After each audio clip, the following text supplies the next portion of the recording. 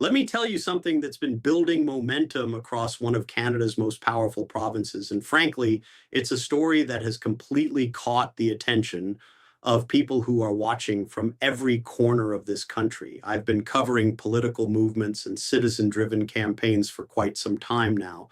And what I'm witnessing in Alberta right now is genuinely unprecedented.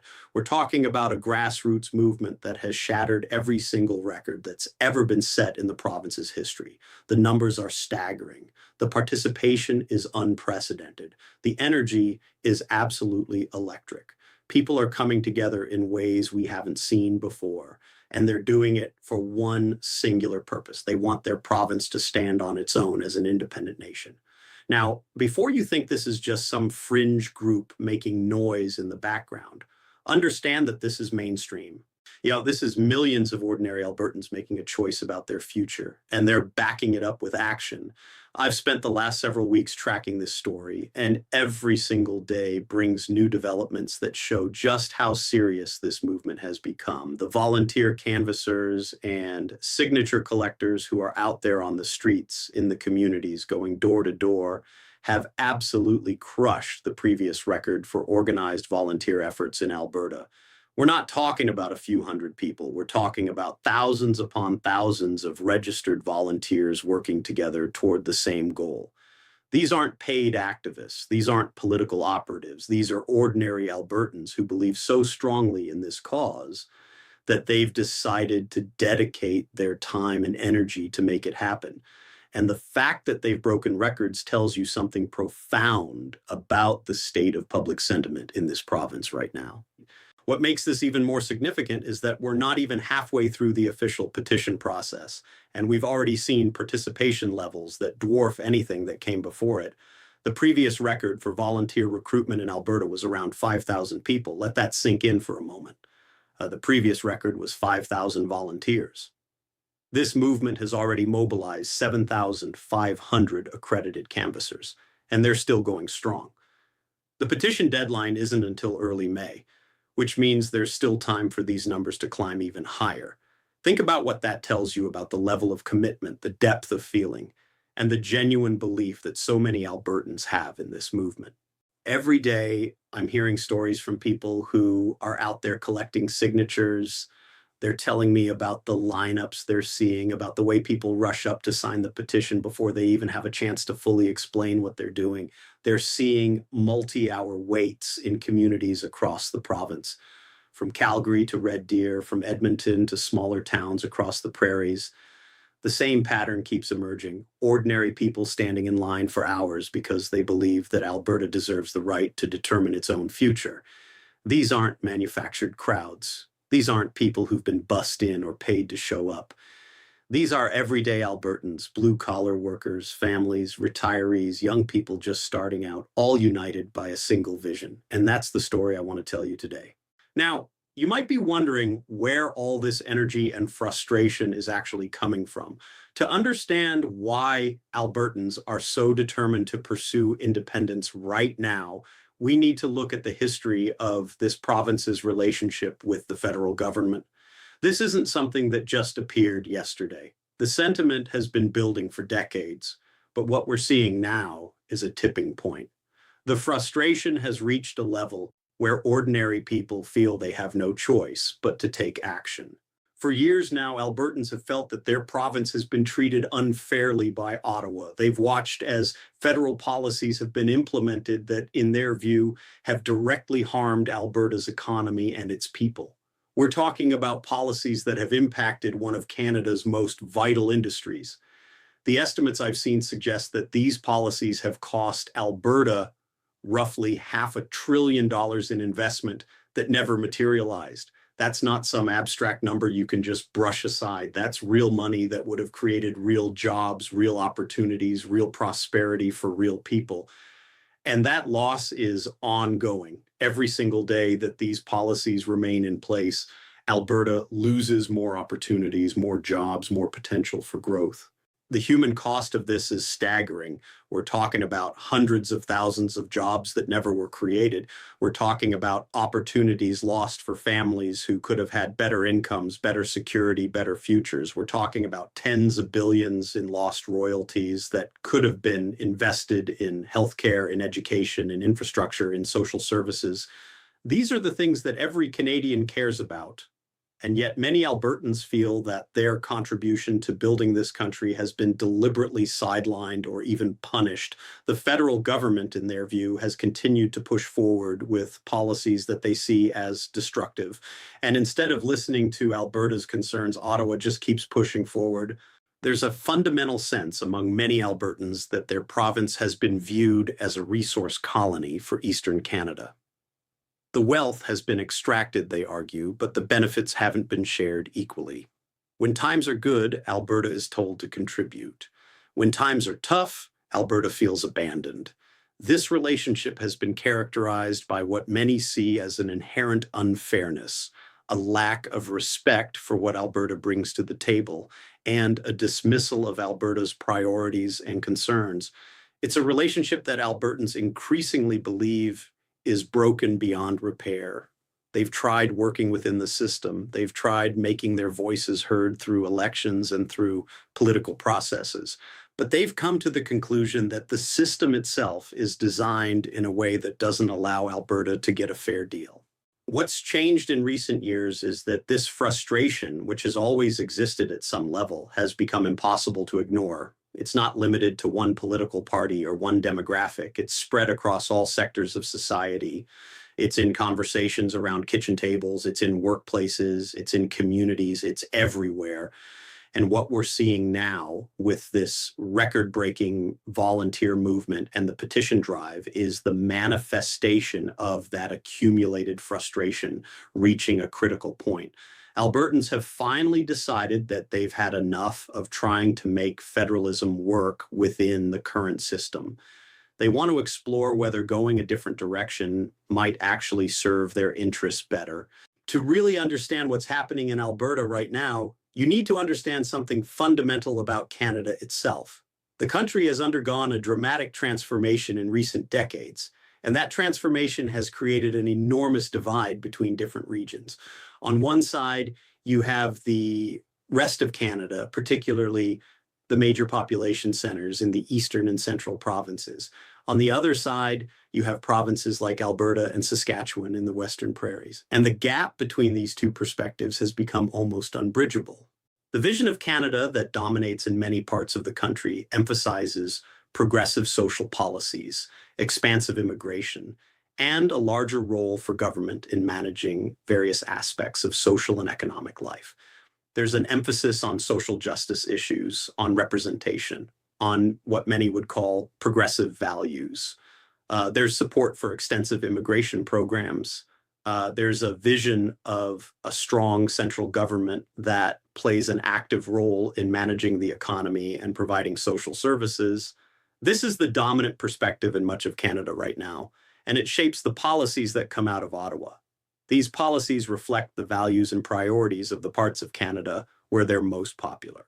But in Alberta and Saskatchewan, the perspective is fundamentally different. The people there have different values, different priorities, and a different vision of what makes a society work well.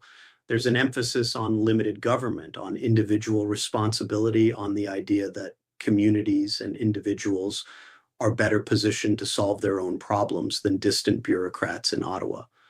There's skepticism about the role of government and a preference for people to chart their own course. There's a belief in strong work ethic, in self-reliance, in what you might call rugged individualism. These aren't just policy differences. These are fundamental differences in worldview, in how people think society should be organized. And here's the crucial point. These differences have always existed to some degree. But what's happened in recent years is that they've become more pronounced, more visible, and increasingly intolerable to people who live with the consequences of policies they didn't vote for and don't support. The federal government, dominated by perspectives that are more common in other parts of Canada, has pursued policies based on those perspectives. That's how democracy works. theoretically. But for Albertans, it means living under policies that they feel contradict their values and damage their interests.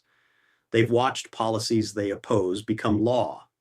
They've watched their province's economy affected by decisions made in Ottawa, and they've increasingly come to the conclusion that they simply don't share enough common values with the rest of Canada to make this relationship work. This isn't about disliking people from other parts of Canada. This is about recognizing that Canada has fractured into communities with fundamentally incompatible visions of how society should work. The Albertans who support independence don't see this as breaking up something that's working. They see it as acknowledging that something that's fundamentally broken can't be fixed. They see it as recognizing reality. Canada is no longer united around common values. It's a collection of regions with different priorities, different worldviews, and different visions of the future. And increasingly, Albertans believe that they would be better served by charting their own course rather than continuing in a relationship where they feel their interests are consistently overridden. What's truly remarkable about this moment is how the people of Alberta are expressing themselves through this petition process. This isn't some top-down initiative pushed by political elites or special interests. This is organic, grassroots activism at its most authentic. When you go out and see the participation firsthand, when you talk to the people who are signing the petition and the volunteers who are collecting signatures, you realize very quickly that this is something genuine and deeply felt. I've been to several of the petition collection events across Alberta, and the scenes are almost always the same. People begin lining up before the official start time. They wait patiently, sometimes for hours, in the rain, in the cold, in the heat, just to get their name on this petition. I've talked to people of all different ages and backgrounds. I've talked to retirees who remember the old Canada and don't recognize what it's become. I've talked to young people who are concerned about their economic futures. I've talked to families worried about the direction things are heading. I've talked to blue-collar workers, to people in the trades, people who say they work the hardest and suffer the most when economic policies go wrong. And every single person I've spoken to gives essentially the same reason for signing. They believe their voices aren't being heard in Ottawa, and they believe their province would have a better future on its own. The events themselves have become events. In Red Deer, in Millet, in Calgary, in Okotoks, the turnout has been extraordinary. Organizers have reported that the lineups often stretch around entire blocks. People have brought their families, they've brought their neighbors. Word spreads through communities about these petition events, and when organizers show up, the response is immediate and overwhelming. The message this sends is crystal clear. This isn't a fringe movement. This is mainstream. This is ordinary Albertans expressing their political will in a tangible, concrete way. They're not just complaining about problems. They're taking action. They're volunteering their time. They're getting involved. What makes this movement particularly significant is that it has attracted more volunteers than any previous cause or campaign in Alberta history. Let me repeat that because it's important.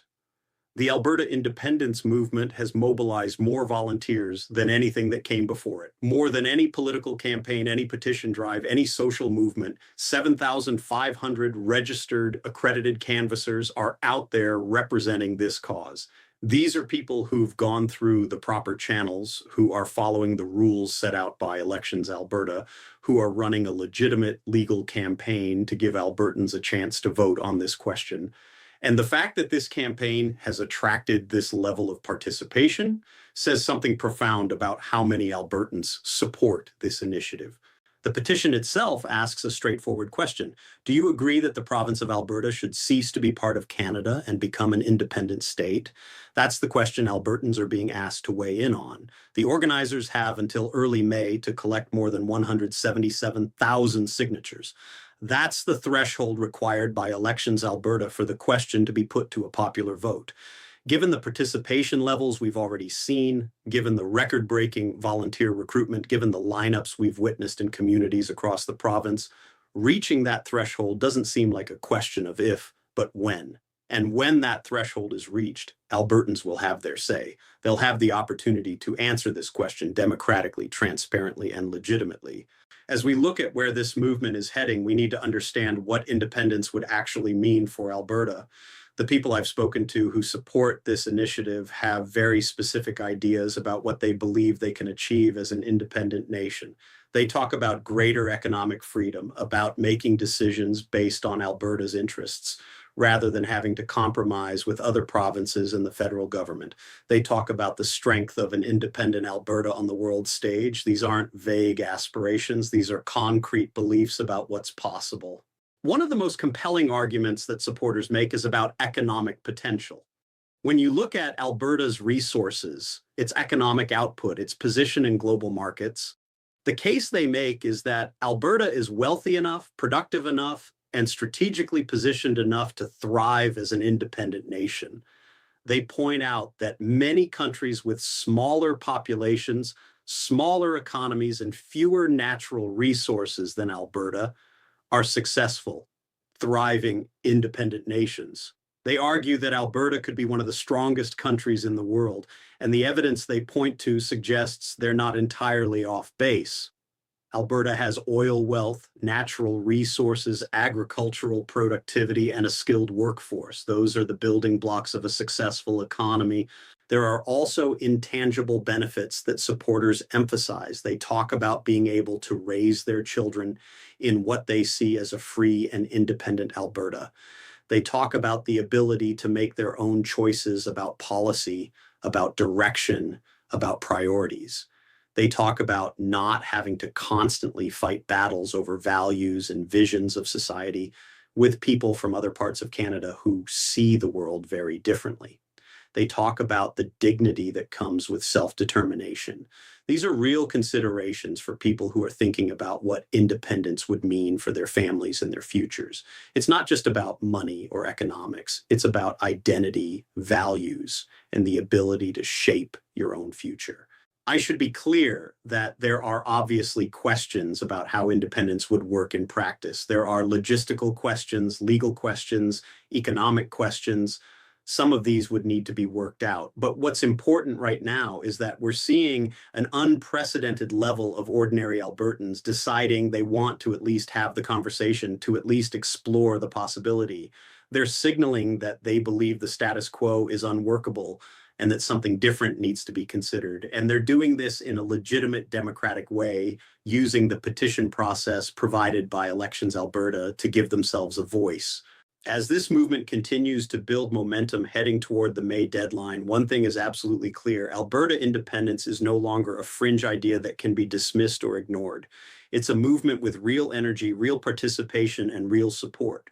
Whether the petition reaches its signature threshold, whether there's eventually a vote, whether independence actually happens, those are questions for the future.